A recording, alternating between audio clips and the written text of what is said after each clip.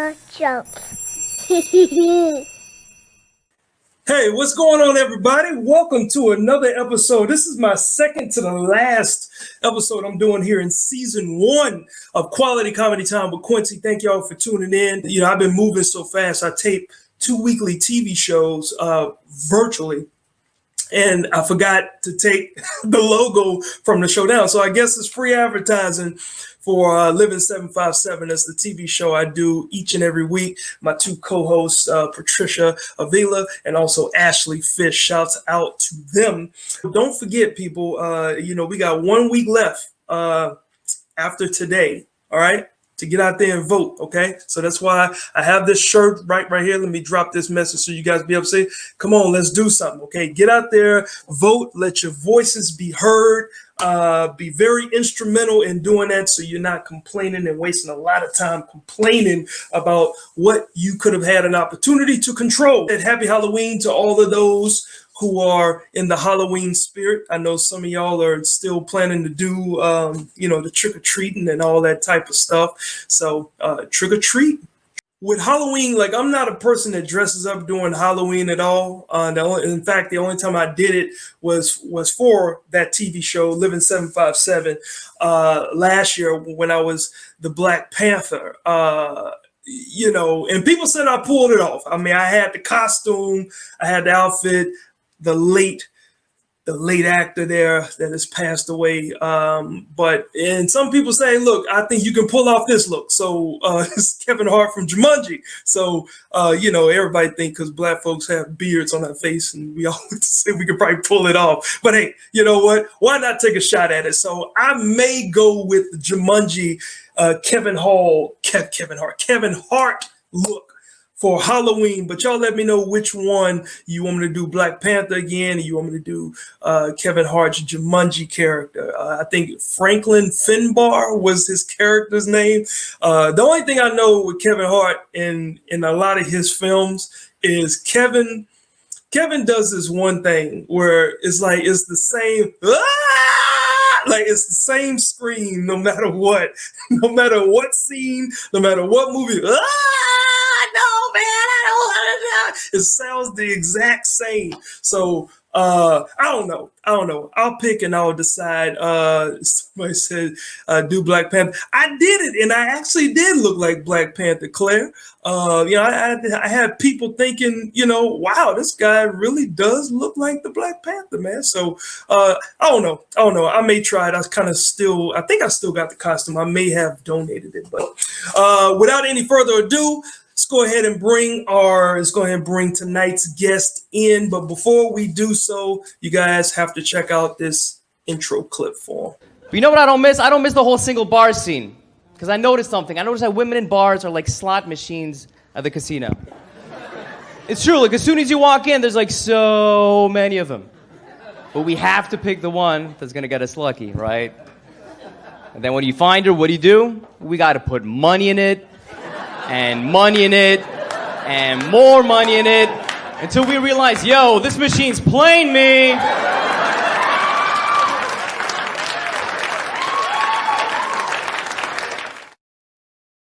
That is all facts, people. All facts. The machine is playing you, fellas. So you got to take heed to that. Now, this next guy coming on the show,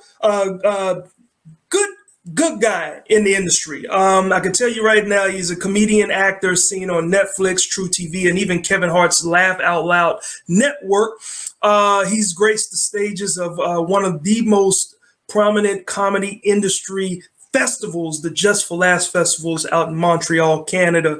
Welcome to the show, my guy, Daniel Tirado. How you doing, Daniel? Hey, what an intro. Wow. Jeez, I wish you were my father. No way my dad would ever speak that way about his son. No way. I just want to keep going, man. Keep going. This feels nice. That was part one of the intro. Right. Give them all the flowers while they're alive. Now, am I sensing that you got daddy issues, man? Yeah, don't we all, man? Don't we all? Definitely. Well, yeah. It's my dad's Peruvian, so I was I was raised one of those kids raised with a belt, you know, Yes. disciplined, yeah, and very strict disciplinarian. Uh, you know, I was terrified of my dad. Yeah. Terrified of my until the age of 13, and that's for some reason when I turned 13, he just stopped. He stopped menacing me. Oh, really? Yeah, I think he knew that eventually my strength will meet his eventually. So he's like, I'll give it 2 buffer years where I was a good guy, you know. And Yeah. Yeah. like I actually 15, heard. you take down your dad when you're 15, 16. Yeah. So he Yeah, like I actually heard comics, or this one comic was talking about there's a certain time where dads know, like if you're a dad of a son, like you try to intimidate them, but you know that your son probably can whoop you. So right. you hope, as a dad, you scared them enough where they just know not to go far. Because Yeah. look, I did it to my stepdad, man. Like I thought I could do it. This guy used to cut my hair, and I would get so mad, right? Because he would not give me an edge up. It's one of the reasons why I became a licensed barber, because he would not give me an edge up. So he would just cut my hair and no edge up, right? So I look like Pookie, Chris Rock's character from New Jack City, right? Everything was the same length and everything, no edge up. Hilarious. And one day I looked at him and I said, I want a better haircut. And so he said, if you want a better haircut, go to the barbershop. And I walked away and I mumbled something under my breath. And he said, hey, me and you outside. And I was like, I thought that mumble was making me a man, but no. What happened? You see, I'm still here, don't you? I became a barber and I went to a barbershop and everything was straight. That's funny, because I just picked up, Matthew McConaughey wrote a book called Green Lights. It just came out a few days ago. Uh-huh. And it's crazy. He's talking about his family, his brothers, and his father. And they really believe like in rites of passage, so he tells this story about his dad challenging his older brother to fist fight. Yeah. So he asked him to do something, not to get into the details of it. So he asked him to do something and he refused for moral reasons. And he was begging him. He challenged him. He rolled up his sleeves. They got into a fist fight and he knocked him down with a piece of stick. But he literally knocked him out. Yeah. And when he woke up, like 4 minutes in, he hugged his son and he was crying. He was like, all right, like you've arrived. You're a man now. And he treated him as his equal at that point on. He was 22 years old. Really? His son beat him. His brother, Matthew McConaughey's brother, defeated his own father, and he started treating him as his friend, as his equal. Crazy. Well, now you're a dad, right? Yeah. Of two, right? 2, yeah. A girl and a boy? Girl and a boy. 6 years old and 1 year old in a couple of weeks. Okay, so Daniel, straight up, man, like how are you gonna handle this situation as your son starts to fill out into man mode? You know what? I'm gonna cross that bridge when I get there, but I don't think I don't think I could ever use violence. Yeah. I think, and and violence there's so many degrees to violence. Violence doesn't just stop at physical violence. There's psychological violence. There's emotional violence. Yeah. There's things that I'm subconsciously not even aware of. I'm completely even unconscious of the patterns that I have. Yeah. Sure, there's a lot of psychological violence just by yelling, and so my mind is really warped between the dad I want to be and the person that I am, and how I was raised through violence and fear. So I know you never win with fear. You never win. If you have to choose 2 paths, it's always fear or love. You always want to go with love. Yeah. But as much as I, respect that almost I do respect the fear aspect because it works, but is it healthy? You know what I mean? Right. And look at us, man. We're comedians now. That is the most insecure thing you could ever possibly ask. We are so insecure. We need an audience on a stage with a light on us. No other actors, just us. Just Right. minds, no music, just our thoughts. We need people to hear our thoughts and pay us Yeah. to hear our thoughts. That's a deeply rooted psychological issue that we have. Yeah, it's interesting. My wife and I were just talking about fear versus, I think, like if there was a difference between your children fearing you and your children being scared of you. And I was like, well, maybe being scared of somebody is a little bit worse off than fearing, because fearing is like, hey, look, I know what I can't do, so I'm not going to do that. But if you scared, like you don't even want to come in the house. Right. I've been scared. Right. I think, I don't know if the other way of saying it is, do you want to fear your parent or do you want to respect them? Yeah. But what's crazy is that fear always works. I think it's tremendously unhealthy, but it'll keep a kid on, it'll get you checked. That's for sure. You will not slip when you fear the belt. Right. Now you're originally from Montreal, Canada. Right. And that's where you are right now, but you've also been living in New York City for the past 12 years, but you're up there back at home in Montreal, like checking on your family? Well, everything shut down in New York, right? So we had all the clubs were shut down. I was getting zero work. I think I booked one show in 5 months. And then I come back to Montreal and the clubs are open, 50% capacity. So I found myself playing 86 shows in 6 weeks. Ooh. Which was insane. I also perform in French. So I was playing both circuits, the English and the French circuit. And Now that's interesting. Yeah. That is interesting because I did see, I saw a post. It was a video clip of you performing. It may have been the Montreal Comedy Festival as well, but Right. you were doing it. And I said, do I have the language? Something like that? But you're multicultural, bro. Like that's dope.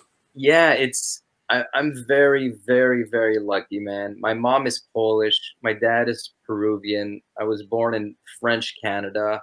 Yeah. And I live in New York, and I'm married to this Japanese Egyptian woman. Yeah, that's crazy, because that's the peak of diversity. Yes. Yet I look nothing but diverse. You know what I mean? Like people just see a white dude. Right. But I speak Spanish. I speak French. My Polish, like it's meh. But I understand Italian.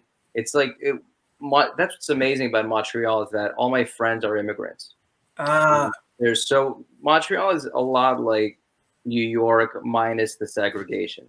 In New York, you see pockets, neighborhoods, Irish neighborhood, Greek neighborhood, Black neighborhood, Italians. But here, it's just a melting pot of Indians, Haitians. I grew all these. I grew up with Haitians, Indians, South Americans, French Canadians, Eastern Europeans, and it's not even about. It's people just like my wife, again, perfect example, a Japanese Egyptian, my parents, Polish Peruvian. Yeah. It's common. So you end up learning the English culture, the French culture, which is inevitable in Montreal, and whatever culture your parents are from. So on average, minimum, you'll speak 2 languages in Montreal, but all my friends speak at least 3. Oh wow! This young lady that's tuning in, she's a fellow comedian here in the Virginia area. She said, "Don't tell Trump." End up throwing everybody up under the bus. Yeah, it's a wonderful place to raise kids, and I'm lucky. I'm very fortunate. Yeah, and I see that you've been able to perform and do some out of the box stand-up comedy. I saw a post that you did a drive-in show, and you were talking about the lights were flashing on you.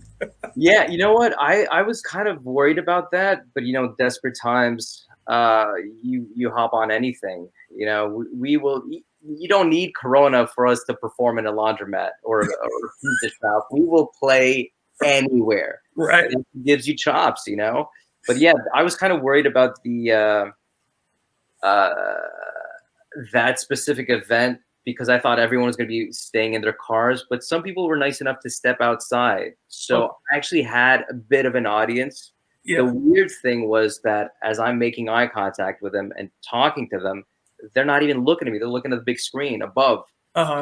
They're looking at my face. So I'm like interacting with people who are not even really looking at me. It was strange. But it worked, it's such a weird time for comedy. It's such a, everything. There's another lockdown right now in Montreal, so all the clubs are shut down. New York is the same thing. There's a lot of outside shows. But how are you living this? How are man? I've done. Well, you're doing this, and this is amazing, by the way. Thank you, man. I think it brings people together. I know it makes you happy. It makes people happy. I told you before, I wish I had a poster of myself in my room. Like that would make me, just looking at that would make me feel so hopeful. Just myself. Dude, I love it, man. And you got not only you, but you're down 3 times. You're like, there's like, is that you, actor? Is that all of you at the bottom? Yeah, it's like I'm so narcissistic. Dude, it's like 4 shots of you on your wall. I love it. I love it. This because I'll get my ideas watching other comics. And so I remember doing the show and I thought I had the whole advertising and merchandising thing down. And I seen this guy, he, finishes performing. And it wasn't that he was extremely funny, right? But he was funny enough to be booked to not be unbooked, if that makes any sense. Okay. Yeah. But this guy had his advertising promo game on point. So we go and I have my shirts and, I'm laying out my shirts. I'm trying to make it look all neat at the table. And this guy is setting things out on his side of the table. And then I hear this roar. And I'm like, oh. And so although, I had the most laughs, his presentation outdid me, and everybody was attracted to that. So that was because I watched him. Boom. That's when I said, you know what? I'm getting me a pop-up banner. And when I tell you, Daniel, that's what's crazy about comedy today. It's that it's not even about who's funniest anymore. It's not about how talented you are. We are expected to master social media, master filming, master editing, master podcasting, master comedy, master writing, master having, a sitcom. We have the toughest job in the world, man. I don't know about that. I don't say that, Daniel. We have the toughest job in the world because where else do you go, Daniel, where you tell somebody what you do and somebody says, work for me right now. Like, take me a joke. Make me laugh. Be like, come on, man. It's one of the toughest. Yeah, I wouldn't want to be a grave digger, like, for example, you know what I mean? Just being alone at 2 o'clock in the morning. That's pretty sad too. I think that could be the worst job. But I know what you mean. It's tremendous. It's tremendous amount of you know what? No one is going to make you or break you. Only you can make you or break you. Yeah. It's the amount of work, energy, and it's also how smart you work. Because I know a lot of people who work so hard, but they don't get anywhere. You're just like working the same way and repeating the same pattern, and you're not evolving and you're not fixing what's not working, then you won't grow. It's really about working smart and hard at the same time. Yeah. Now, before I even get to my next question, another question from Shannon Parker. She's fairly new in the game. I think about 6 or 7 years, Shannon. and she said, "How does Daniel feel about skits or internet comedy?" And it's interesting because that was going to be my next question. I'm gonna put up this B-roll clip, but it's I edited it down for the purpose of this. But if people want to see the full thing, they can go to your YouTube channel. But you had a pretty creative bit right here, and I thought that it was pretty cool. So can you set up the premise and what it was about? Yeah, this is the first sketch I ever wrote. Taped it maybe 3 years ago, and it's about, it's a baby battle. It's entitled Baby Battles. So it's battling for the attention of, there's two dads and we try to out top each other. You get a black baby, man. Yeah, that's as cute as it gets. There's nothing cuter than a black baby. So, and then it's not yours. Right. My son's crying. And then, the idea was to just out cute another dad with a baby, because they're already cute babies, right? But it was battling for the attention of ladies. And I had a lot of fun doing that. But just that was a 3-minute sketch. Yeah. I downed it to like 1 minute on Instagram, but it was tremendous work. I had to find models. I had to find 3 babies. I had to find a hamster. I had to find a kitten. Right. I had to get a location. Yeah. And this is in New York? Yeah, shot in New York. Gotcha. So I would imagine either you had that from personal experience, or you've seen a lot of men that try to attract women with the baby trick. Well, you see when you hold a baby, like, women just see you differently. They just see they're endearing to you because you're now a father. You're no longer a guy trying to like pick them up, or you're no longer a threat or something that you automatically become adorable. Yeah. With a baby. You're a father, and it's a beautiful thing. But then when you have another father next to you, show off, and the other baby's younger, and when you're a toddler and then you're competing with a baby, it's like, it's not even fair. It's not even a fair game, so right. So from there came the idea that, like, what if they were battling, and how far would they go with a battle? And then obviously I win pulling the black baby out of the stroller. Right. And then the mom was like, no. Yeah. It's a funny sketch. Give me my kid back. There's a punchline. But to get back to it was Shannon's question. Shannon, yeah. Right? Hey, Shannon, how are you? Thanks for asking that. My take on that is comedy, stand-up comedy. Well, if we're talking about sketch comedy, put it out there. Put anything out there. My disadvantage is I love doing quality things, like putting up quality things, and it doesn't matter anymore whether it's quality or not. There's stuff that's done on their phones, getting millions of hits. Yeah. I'm kind of like, I guess, old school in the way of like, I want it to look crisp, clear, shoot it in, great resolution. Have a really good idea, but that doesn't matter anymore. Right. I think in terms of sketches, do everything you find funny, put it out there. In terms of stand-up comedy, I don't think stand-up will ever translate on the internet the way it translates live. Yeah. Never. It's a live experience, there's a lot of comics that I'm sure you see that are great, but then you watch their special and there's like something's missing. There's something that, and the really great ones, the Chappelles, the Burrs, all those guys it becomes irrelevant. Yeah. Whether it's a live experience or not. So I think you'll never have the same level of reaction, but I think now more than ever, it's just a time to just put things out there, give away your material. Everybody wants to monetize things, and and just and that's great. That's great. It's a time where we need to monetize, but at the same time, it's also, I think, a time where we could just give and put things out there and to give some stuff without expecting anything in return, and some great things always comes back for some amazing reason. Yeah, well, the biggest part too is like during this whole pandemic, bro. We all ended up on the same playing field. Yeah. And there was no one that was up here. I mean, resources, you know, like a Kevin Hart or a Dave Chappelle has those resources, but I'm just saying in general, you know, it doesn't matter how much work you was getting before this pandemic, how much work I was getting. When this thing hit, we all ended up on the same playing level.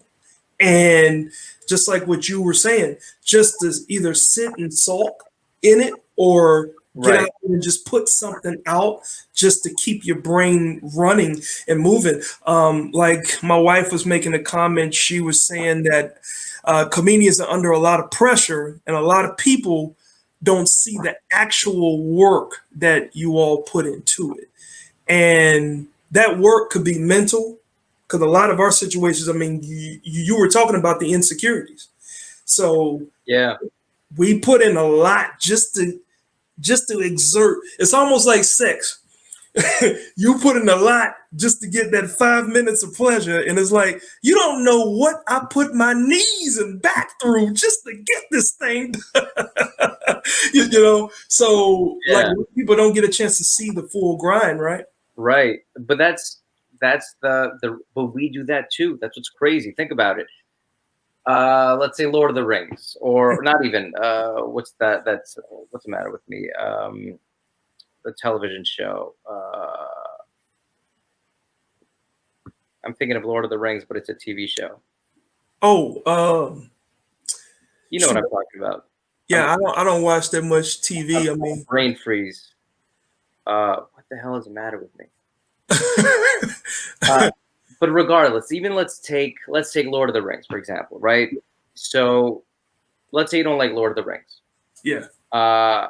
You watch the first 5 minutes on Netflix and you're like, meh, I don't know. Right. I'd rather watch something else.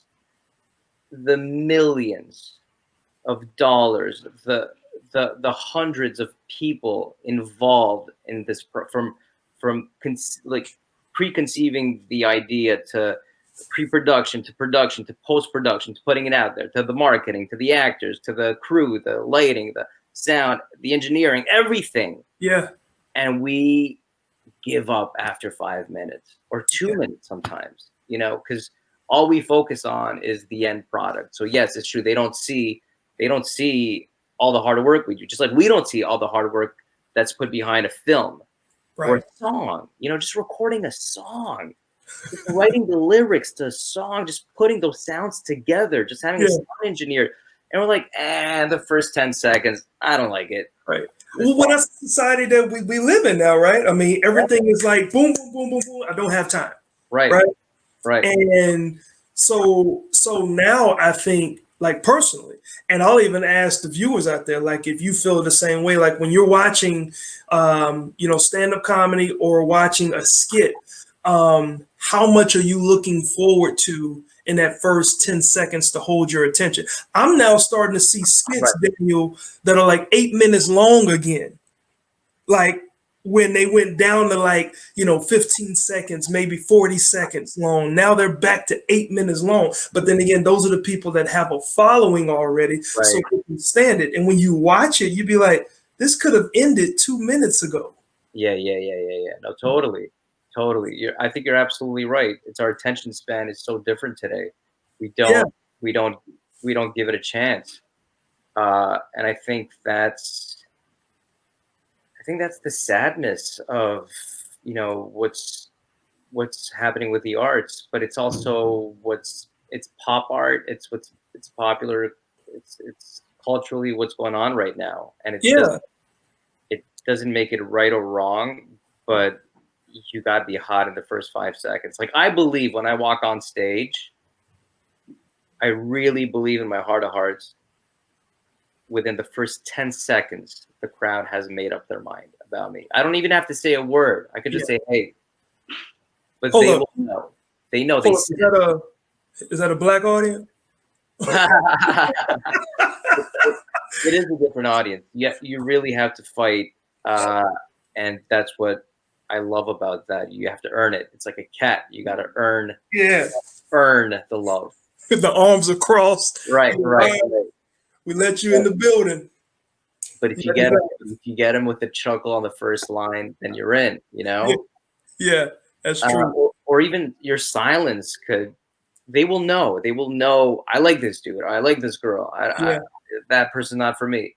And it's. I think that's more intuition with a live show, but with what's streaming, it's weird. Oh yeah. And there's, and there's so much unrest that's going on in this country too. But the thing I like about you is you will post things that are like very thought provoking, and then at times it's like, wow, like that really needed to be said. Like I'm gonna quote something that you said on Twitter, and it was actually on your IG. You said, regarding social change in America, you said, if you want to get rid of the Confederate flag, tell white bigots the X stands for Malcolm X, DMX, exhibit. So has it been easier, especially as a comic who, just from the outset, as you mentioned, you're white to everyone else. So do you find it difficult to write thought-provoking material, or even to post stuff during these crazy times that mimic that type of energy? Because some white folks may be like, man, you sell out, what are you doing talking about the Confederate flag, you know what that means? And then other folks are applauding you for speaking your mind. Well, both things happened. I've had people unfriend me because of what I say. I've had people. There's two thoughts for me here. One thought is, if you get into the political religious zone, you are risking, to offend people. It's inevitable. I had a war veteran. I posted something about I forget what it was. I posted something about patriotism. Mm-hmm. After with the whole Black Lives Matter and everything that happened. There's nothing patriotic about these moments. I forget how I phrased it. I'd have to look it up. But it was I had a war veteran who just like he loved me. He invited me to perform for the veterans. Yeah. Around Thanksgiving, like 3-4 years ago, and he was just so offended by what I said, and I understood his point of view because he was a war veteran. But at the same time, I needed to say what I needed to say. It's like I think I'll find it here. It was right around. Yeah, and saying stuff like that, like, do you cringe right before you hit send? Because my wife will get me every time. Like I'll have something to get off my chest. And I'm not like a political comic to. Well, that's the thing that's weird again, and it comes back to my own roots. It's that even though I appear white, this is the quote: "When a nation is founded on blood, kidnapping, slavery, and white supremacy, the idea of patriotism completely escapes me." Mm. And it's not even a joke. It's just those are like the foundations. Those are the roots, right, of this country. Right. So when the roots are, there's a saying in Spanish: "Árbol que crece torcido nunca su tronco reendereza." A tree that grows crooked will never grow back straight. I'm kind of translating it that way. Like, right, a certain way, it's just going to keep going that way. You can never. That is a very interesting And to answer your question before, to like, because of my multi-ethnicities, because of my cultural background, dude, when I perform in an all-white room, I get uncomfortable. Like wow. I'm like, whoa, this is a white room. It's like, this is a white room, you know? I grew up with all colors, all facets of people from all over the world. That's what I know. Right. And that's what New York is. That's what Montreal is. But when I find myself performing in an all-white room, I don't get uncomfortable, but I'm definitely aware of it, you know, and I'm aware of it. It's a different energy, you know. I'm not used to that. Right. So when I post these things, yes, people see me as a white guy, and I am physically white, but I just identify or relate. Not I relate to so many other cultures. Yeah. So I don't think twice about what do people think. But ideally, when you play with politics or religion, which I try to avoid as much as I can, Right. because I think comedies, the point is to bring people together, because we're divided enough by news, by politics, by there's even religion. You know, you take Jesus, for example, and Right. we will find a perfect way to screw that up, because, you know, there's Jesus was Jewish, and there's no such thing as Christianity. Christianity was officialized like 460 years after, if I'm not mistaken. Mm-hmm. So people who were following Jesus, it was a Jewish sect. They were Jesus followers, but they were all Jews. And then within Christianity was shaped, and then Catholics, Protestants, Seventh Day Adventists, and all the branches. Yeah. Everyone is right. You're wrong. I'm right. We divide. Buddhism. Buddha never started Buddhism. Buddha just taught this technique of meditation. Right. And since we're not at the level of enlightenment as Buddha or as a Jesus or as a Krishna, because we're not at that level, we interpret them. So we interpret it to our understanding. And Mm-hmm. my understanding might not be the same as yours or hers or whoever it is. So more division and more division and more division. And then we lose sight of the message, you know? Yeah. That's why I think a lot of people dig Dave Chappelle, and a lot of people can relate to Dave because Dave is one of those comics that can touch on that moment and hit you right where you need to be hit as a fan of comedy, just as a fan of him. And it's very like I don't think I've ever seen Dave Chappelle miss. That's the crazy part. Like, I don't know if it's his aura, like he just can't miss because of what he's already created for himself. But I don't think I've ever seen him miss. And for like comics like you and I, obviously we don't have that status. So that's why I was asking, like, do you kind of cringe, even though it's something that you feel and it's a legit opinion or feeling, but then you're like, man, if I say this, this could really mess up something for me. So that's why I feel like Chappelle just misses. I feel if you feel it, if you feel the truth in your heart, Yeah. you're not wrong. You know, if it comes from a genuine place, because it's easy to say things that will divide people. Yeah.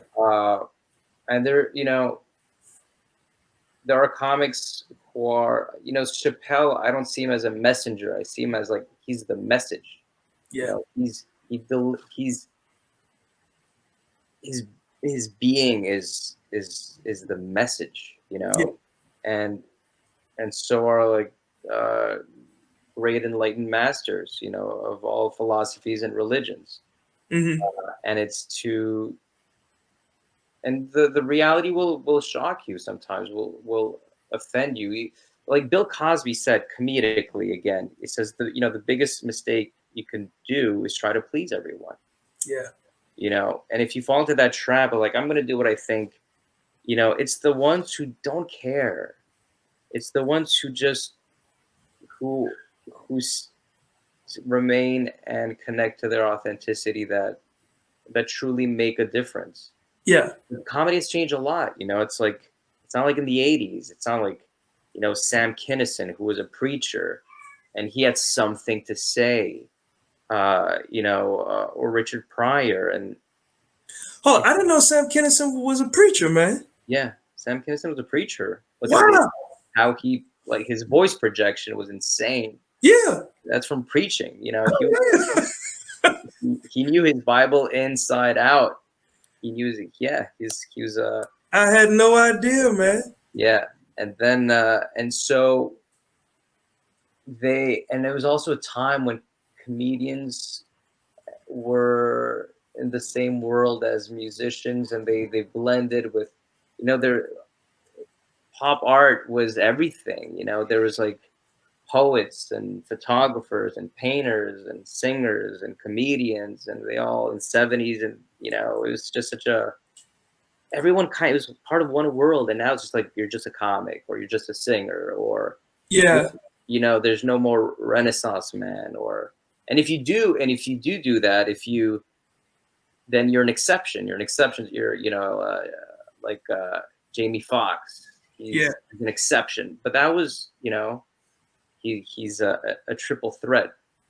But that was before kind of everyone. Everyone was just had that level of talent. Yeah. Yeah, yeah. You know, and speaking of talent, I mean, you've been able to perform on so many stages, as I mentioned in your credits. You was on a show on Netflix. You know, you're actor, comedian. You like to do skits and stuff, but your stand up obviously put you on a couple of TV shows, including, you know, Gotham Comedy Live, or Gotham Live Comedy, I believe. Yeah. And even like, can you take me through the process of like this, like where you're performing at one of the major comedy festivals that's like, you know, every comic, or if you were that comic, you were at this festival, and this is the Just for Laughs there in Montreal. Like, how many times have you performed at Just for Laughs, and what was that first acceptance like when you were accepted to perform on that stage, man? Well, first off, thanks for that montage, man. That was just seeing myself. It's like just weird. Like, he did his work, man. He did his work. Well, let me put it this way. Because I'm from Montreal, I never saw. Now I do, clearly, but because I'm from Montreal, I never saw how big the festival was. Yeah.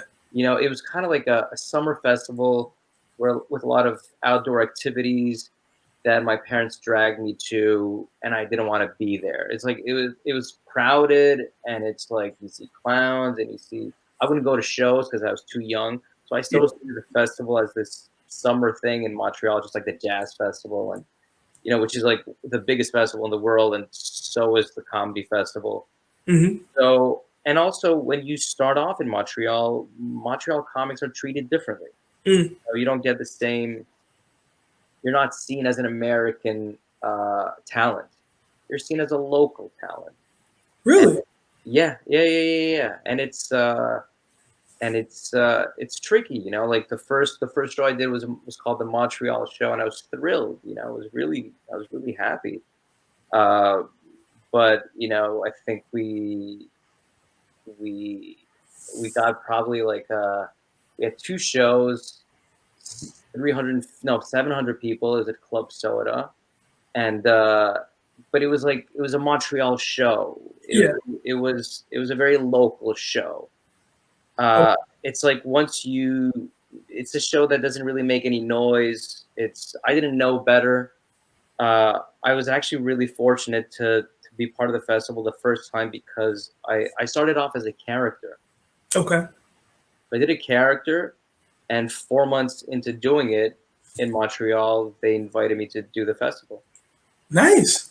I did my first festival as a character, and the second festival that I did in stand-up was in 2010.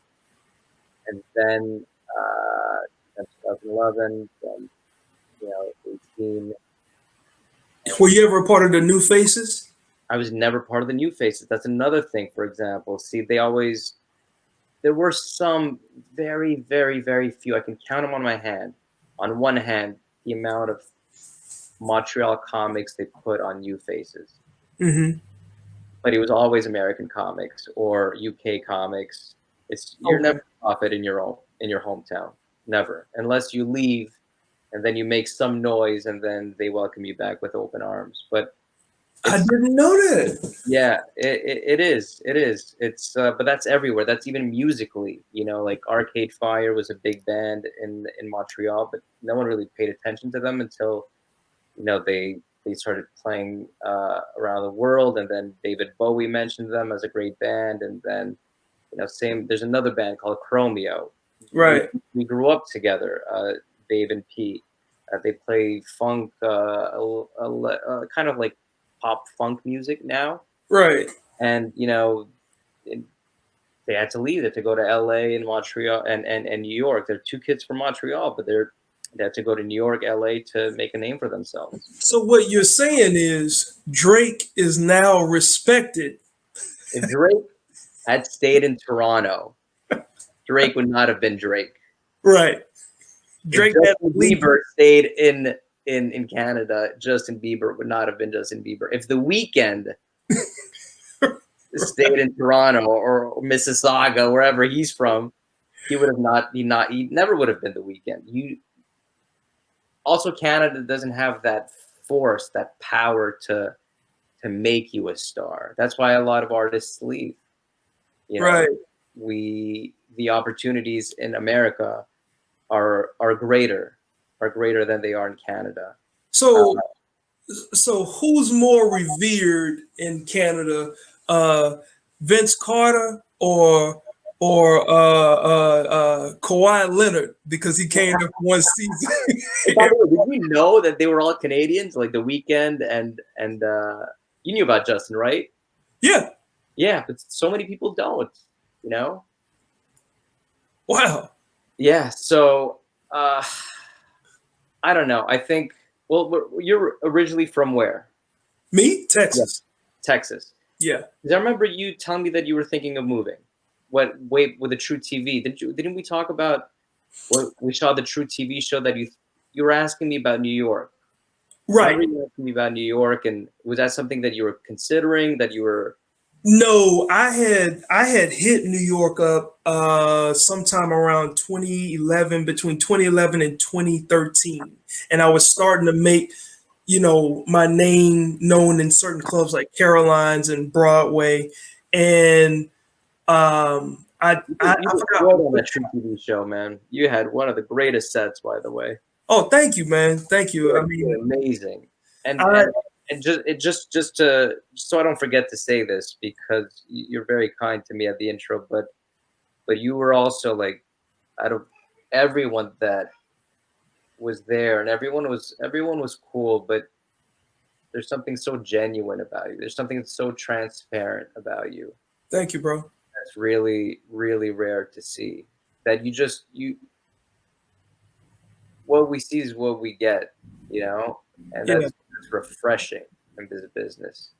And I think that you have that energy. That you're like a magnet, You don't know the level of anxiety, and I'm not a person that has anxiety, but like the way I got on that taping. Okay, I'll explain really briefly. So Tracy Wiggs, right?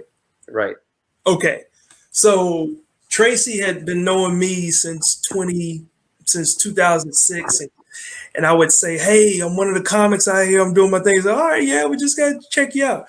So long story short, when I submitted and sent an email to Bob about possibly getting considered for the show, Bob also knew me from years ago, but I'm not an urban type comic. I'm a comic that has mainstream appeal, but I can also entertain an urban audience, right? So Bob, I felt, always overlooked me, and that was understandable. So of course, I get excited when I found out that, I'm going to be on this show. And Tracy. Explain to people who Bob is. Huh? Yeah, I think you should explain to watchers who Bob is. Right. So I've mentioned Bob a couple of times because I've had Alex Scott on here, obviously Corey Bell, and a lot of those individuals. But Bob Johnson, Bob Sumner is the creator of Def Jam, as well as the person that's behind Laff Mobb Laff Tracks. So he's got his hand on a lot of careers of a lot of comics that are household names now, including your Bernie Macs and Martin Lawrence's and all that. So I felt like he kind of just overlooked me because I was never that urban type comic. And then Tracy, when he saw that I had sent in some clips, of course, I go on Instagram and I'm like, yeah, out of all these many people, I make it on season 2. Thank God, and like I'm thinking this is my talent, right? Yeah. And I'm sure it was, but Tracy goes, "You're welcome," and I'm like, "What you mean you were?" Like, that's kind of disrespectful. So I hit him up and I hit Tracy up in the DM and I said, "Hey Tracy, is there something that I missed?" And Tracy's like, I was the one that pushed your information up to the producers. So, and I'm like, oh, wow. So fast forward, we getting ready to tape. Me and you are taping the same episode. And I can't remember if you had already gone, but I remember where I was just sitting and I was rocking and I was waiting. Tracy walks by me, Daniel, and Tracy gives me, because Tracy got those big eyes. Tracy walks by me and gives me this look. He says nothing. He just gives me everything. But he says everything. Right. And I'm sitting there, I got my notes, I'm going over and I look up, and it's like I knew what he was wanting. And it was essentially, don't mess this up.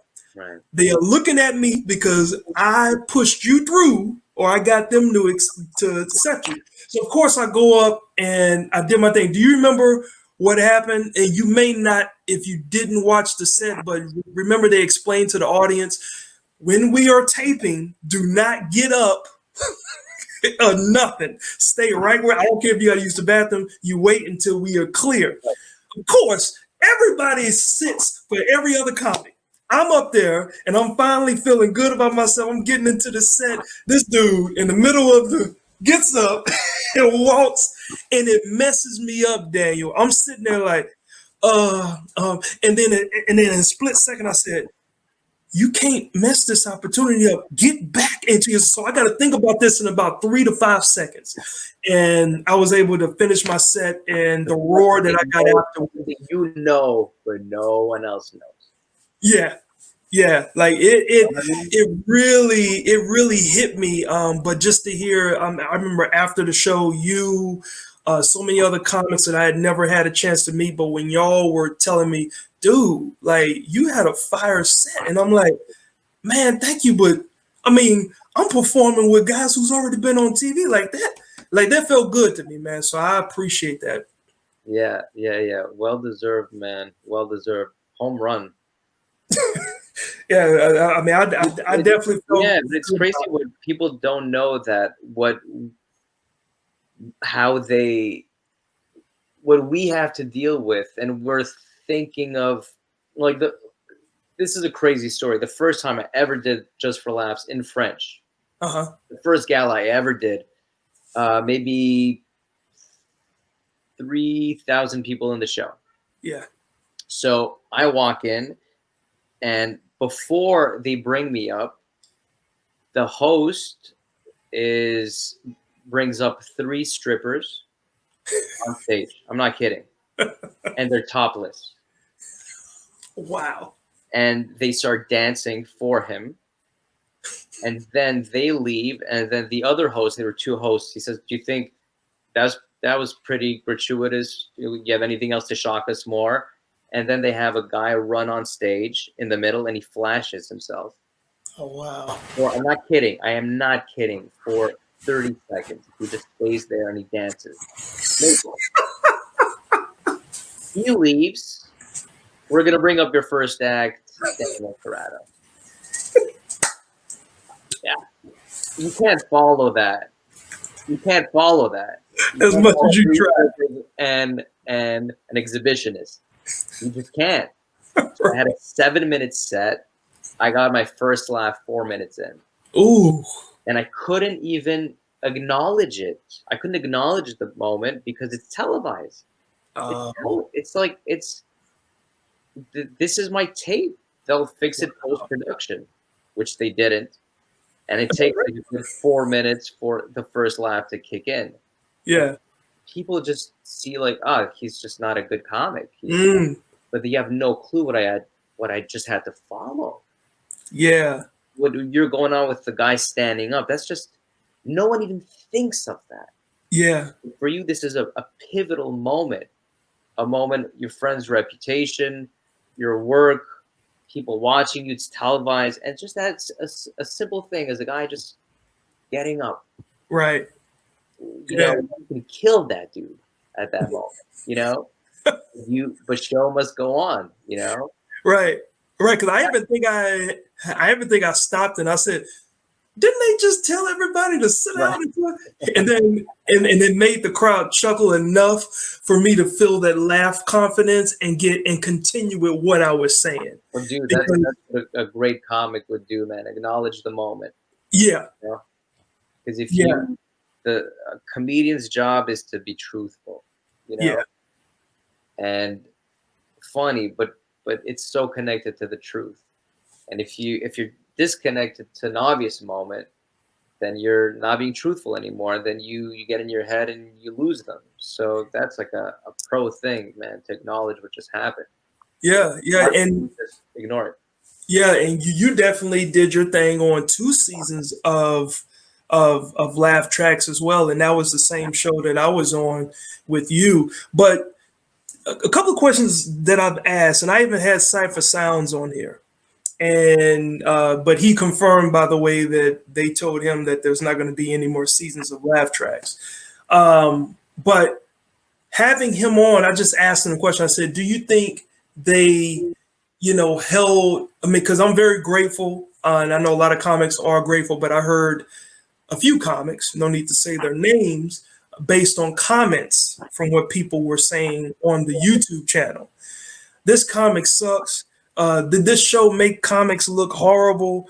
Did you feel in any way, I mean, that could have been the case, or that was the case for you in any way? Listen, I didn't see every sketch. Like I haven't seen a lot of sketches. But what I saw, and from the friends that I've seen, and I thought they did an incredible job. You know, I thought that show was great. You know, I did see some very questionable sketches where it just didn't work. You know. Yeah. But you're always gonna have that. You know. But most of it was wonderful. It's just, I thought it was wonderfully done, wonderfully, cut, directed. The one that I did with the pigeons, like it blew me away. It blew me away. And yeah, that's the one. It's like they brought me back to the medieval times, and the amount of work that they put behind it. It just, I was so, it was like exactly the way I would have imagined it, even better than any way I would have imagined that joke. Yeah. And funny story about that joke. See, my wife in that sketch was initially white. Really? Yeah, like they switched her, but I said I just had, like, this was a day before shooting. I was like, I'm just curious. Is my wife in the sketch, like, is she white? And she's like, yeah. It was like, well, it's my sketch and my wife is not white. I'd feel more comfortable if my wife wasn't white. I love it. And then they're like, well, she's already cast. I'm like, yeah, but I don't think it's right. I love it.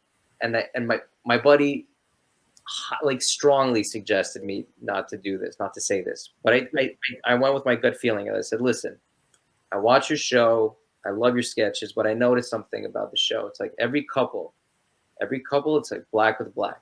Yeah. Latinos, Latinos, whites, all the whites are together.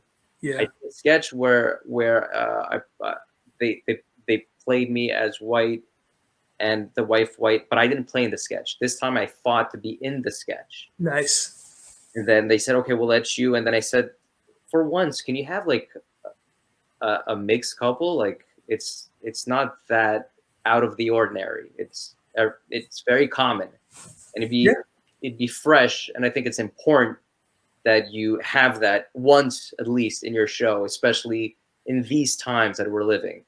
Was that the bedroom scene, or was that yeah, the scene? Yeah, at the peak of like segregation in our times, our times, not when it all started. But and dude, man, they fought me on it, but they listened and they cast someone else, and that's a bold move, man. I was so happy, man. Yeah, so happy. Yeah, because I don't want to be in bed with another white chick. You know what I mean?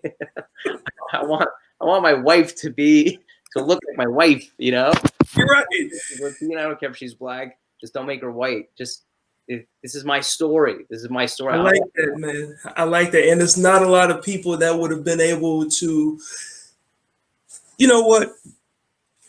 Here's the thing. When it comes to this industry, you can speak up for yourself. And I've been, and I get joked about it from my comedy buddies, but I remember when I was doing comedy clubs, and not to say that I don't do comedy clubs now, but when I was getting starting to get booked a lot at comedy club chains. And there's one in particular, and you probably know this already, unless you're a major star with A-list credits, even very high B credits, you're going to get the condo, or you're going to get some little small, somebody's house, somebody's room in somebody's house that you're going to have to stay at.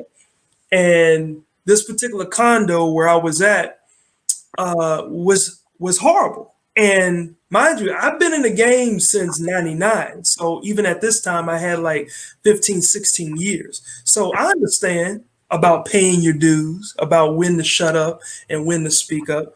But my thing was, I said, I am a human being. Why am I being subjected to being at a place that's less than desirable because my name is not in the lights? And I spoke up about it. And the particular club manager, he looked at, because I was on the phone, he says, I appreciate you letting me know. And I don't expect our club managers to keep you guys in any place that they themselves wouldn't stay. And and on another note, this conversation doesn't leave this email chain. It will not affect any future bookings. And I never got booked again. But the pride that I have with where my career has elevated to, good for you, man. Since then, I can stand on that. So hearing your story, how it was like, dude, you should be happy that you're going to be on TV with your joke being on TV. We don't have to have you act this out if you want to push for your own thing. Who do you think you are, Daniel Tirado? Right. So the fact that you stood up for what you believe and it worked in your favor, like that to me means more than just going with what everybody else just flows with. Because I've had comments like, I don't know, dude, I would have just shut up and just kept, making. I'm like, I'm getting $200 or maybe $400 for 4 days, and 60% of that is on my travel expenses. Are you kidding me? Like, I'm not making enough money to have you treat me like this just because I should shut up because I'm not an A-list star. So I can appreciate that. Yeah, likewise, man. A lot of people are afraid of rocking the boat, but the more you rock it, then if everyone starts rocking it a little bit, yeah, and then there's a new ship, and then things get done differently. Yeah. But, there's sacrifices need to be made, and sometimes we are the sacrifice, Right. And my friend told me, don't do that, man. You got the gig, be happy you have it. Right. But there's no moment in my feeling that I felt I was wrong to ask that. Absolutely. I just felt like it just feels like the right. And if I don't, this is probably the greatest lesson I would tell any comic or anyone in life. Anyone. This is, and I live by this. If you don't ask, the answer will always be no. Be no. Yeah. Always. So just ask. Yeah. If they say no, it's already no if I don't ask. Right. And there's a right way to ask for a lot of people that don't understand it. Like, I was in the military, so I understand about sensitivity training. I understand about how to correctly go at something. When people do things with emotion, that's when they lose a lot of opportunity. And I can always check my emotion and come at you as a professional. And a lot of comics, or a lot of people, whether you're on a 9 to 5 or whatever, don't have that ability to know, let me take the emotion out and just talk.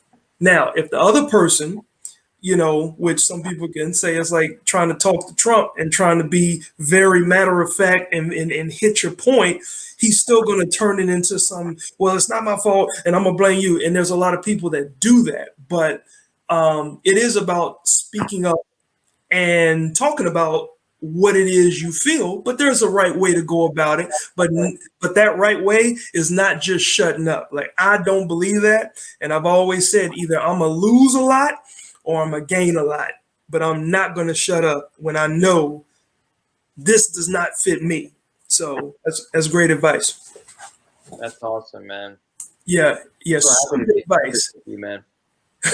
Look, man, before we get out of here, because we obviously, normally I would have taken a break and everything, but before I get out of here, I gotta do this quick segment so we end on a cool note. This is a segment called Going Completely Off Topic, where I ask the comedian guest 3 different off the topic questions. The comic can answer it however they want to answer, but you have no idea what these questions are. So, right. All right. So, and for those that are still tuned in, I do have a trivia question, and I forgot to write it down. So while you're answering these questions, I should hopefully remember this trivia question. So the first question, they're going completely off topic. On your peanut butter sandwich, Daniel, on your peanut butter and jelly sandwich, is it grape or is it strawberry, man? Blueberry. Who? Blueberry. Blueberry? Never heard of a blueberry. Peanut butter and blueberry? Peanut butter blueberry jam. I am not kidding. It's good? Another field of the savoring is just next level, man. Yeah. Blueberry peanut butter. Oh, yeah. Blueberry. Not a grape. Strawberries at time, raspberry even better, but blueberry is my first choice. Blueberry, like my wife and daughter has this thing, and for me, I'm from Texas, bro. I don't care as long as it's jelly, right? So the other day I'm making a peanut butter and jelly sandwich, and I'm about to use strawberry jelly. No, strawberry is only for biscuits. You don't put strawberry jam on the peanut. I'm like, it is jelly. Regardless of how you look at it, it is jelly on a peanut butter sandwich. That's all I care about. I would do. Nice. Jelly on the peanut butter. And that is the trivia question that I have for those of you that are tuned in. What are 2 of the languages that Daniel can speak in addition to the English language? What are 2 other languages? If you can name 2 other languages, the first person that names those 2 other languages that Daniel can speak in addition to the English language, then I will send you some COVID cash. All right. So the first person to comment and get it correctly, I will send you that cash. Now, muy bien. All right. Now, you know what? You're really hurting the situation. I'm trying to keep people. trying to keep the money, man, and you just letting it go. Oh, you're the worst. You are the worst. All right, so the next, going completely off topic question is, only New Yorkers can answer this honestly, so that's why I figured I would ask you this. In your opinion, what's dirtier, a New York City subway or what Bill Cosby did to women? Wow. You hit me with the favorite Flav, man. You hit me with the favorite Flav. Wow. I think what would be dirtier is if Cosby did that in the subway. That is a dirty question, my friend. I love how you're like, we're gonna keep it we're gonna keep it a clean show. It's gonna be a clean show. That's what I do. I just do with clean shows. So what's dirty, right? Cosby. Look, I mean, New Yorkers, man, y'all are like tough to the heart. You say it like it is. You don't pull any punches. And so I said, you know what? Because I asked Cypher, I said, what's worse? Or what would you be more afraid of? A New York-sized rat being in your apartment, because I think he's in the Bronx, or a person is breaking into your apartment to steal something. This brother said a rat. I would say bed bugs over that. Bed bugs 1, rat 2. Man said, "Look, I can take care of a person, but a rat, one of those big New York rats? Are you kidding me, man?" That's hilarious. Yeah. All right. So you're saying it's dirtier if Bill Cosby? I don't care how you want to combine that answer. No, I don't want to. Which is dirtier, Daniel? I love how you're bringing back the question. I'm trying to avoid it. I'm trying to avoid answering that.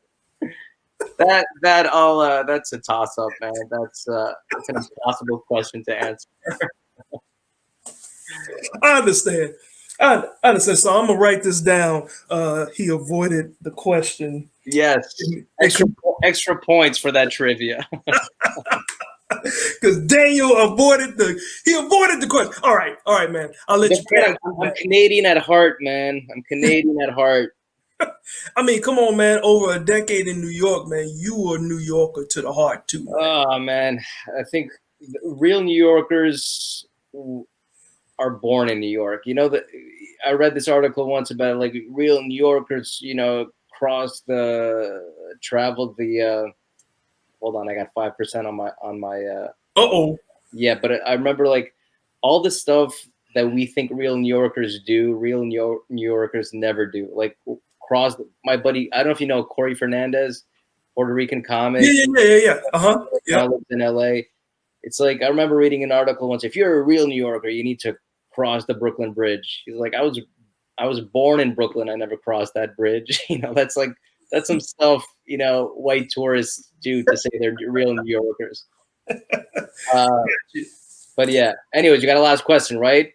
Yep. Yeah. Last one. So the last one is, what is tougher or what's easier to ignore? Well, because you're a new father, so a crying infant that just won't stop, or your wife if she's nagging you to death, which is easier to ignore? Which is easier to ignore. Yeah.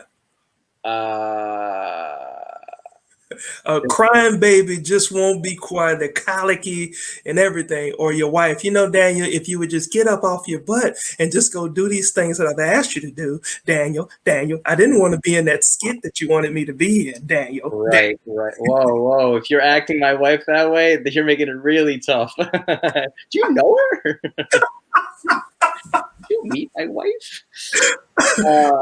That is hysterical. I think honestly, you can always walk out of a room with your wife, but you can't walk out of a room with a baby. Very, very, very smart answer there, Daniel. Is that right? Is your wife not in the house anywhere? He is, but he's out of this room. Yeah, because I noticed how you were real quiet on that. It's very easy. It's very easy to walk out on your wife. But man, hey, let the people know how they can follow you, man. I certainly appreciate you taking some time to spend a little quality comedy time with me this evening, man. And thank you, man. I appreciate you so much, man. Thank you for doing this. Thank you for making people laugh and entertaining them. And through this, I'll make sure. I'll make sure my friends follow you. You're awesome. You can find me on social media, I guess, Tornado Tirado right there, at Tornado Tirado, Facebook, Daniel Tirado, Twitter, Tornado Tirado. And I'm not on TikTok. I haven't sold my soul yet.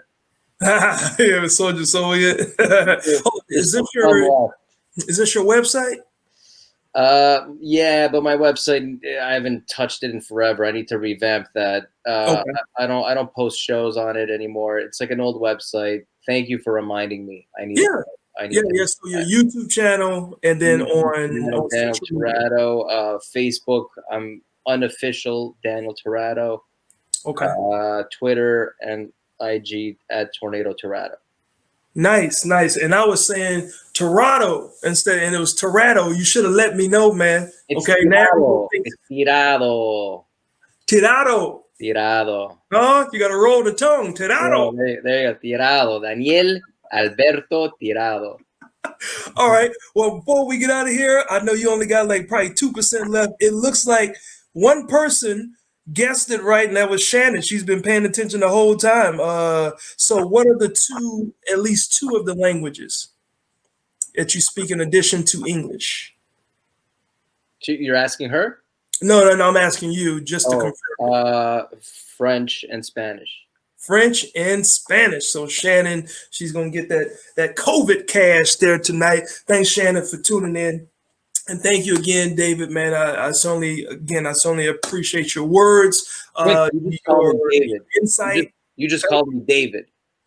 You just called me David. God dang it. See, because I'm looking at David's name down here. Daniel Tirado. David, I truly appreciate you. I want you to know. I've been following you for years, David. You know what? No worry. It's all good, Chris. It's all good. It's all good. My man, Daniel Tirado. Thanks for having me. No doubt, man. Y'all continue to be safe, and best wishes for you and your family up there. Likewise. Thanks so much. Be good. Yes, sir. We'll talk soon, all right? Take care. Trying to control this stuff myself. Hey, look, hold up. David, you're saying that you got it first? I think Shannon got it first, David. Matter of fact, I was looking at your name. That's why I got Daniel's name wrong. But I think Shannon got it first. It's two simultaneous broadcasts that's going on, and I think you both may be on different ones, but all the comments come in at the same time. So I'm going to verify the times, but I think Shannon got hers in first, and then you followed it up with your answer. So, but thanks, David, for tuning in as well, man. I certainly appreciate you, my fellow comics, tuning in. This broadcast today, wasn't the typical high energy, but so many nuggets of information coming from a veteran like Daniel. Just to give you some insight about what we go through, about what he's going through, somebody that doesn't live or that's not, from the United States, but they spent time in the United States, and how they have navigated the comedy business. So I hope that y'all were able to get some good nuggets off of that. And it's like I said, once I verify it, either be Shannon or David, but I believe it'll be Shannon just based on the notes here, but I will look at the timestamp and ensure. And then I got one more show next week. Obviously, next Tuesday is the election. So I'm kind of contemplating, do I want to do one during the election or not? But I do want it to be my last one, which will be the 25th episode of season 1. Therefore, I'm probably going to just push the button and just do it. Hey, what's going on, Jerome? So I'm probably just going to do it anyway. And I don't have my guests lined up just yet, but I have Well, I'm waiting on the confirmation. I'll put it to you that way. So, yeah, so I'm going to do it next Tuesday. Hopefully everybody has already voted early and people will just be glued into the TV or to their social medias to find out what's going to be the confirmation of who becomes the president of the United States, if it'll still be Donald Trump or if it'll be Biden and Harris. So either way, it's going to be tense times. And as a matter of fact, I think it's going to be comedy is going to be needed. So yeah, like why not? Why not do my 25th show on Election Day? I could not have planned it any better, but that's what I'll do next week. So should be a good show. And I may, on the last one, I may have an even bigger prize to give away with a couple of other trivia questions. So you guys just tune in. Thank y'all so much, as always, for checking out the show. And thank y'all for playing along and answering the trivia questions. I will see y'all next week. Night, night.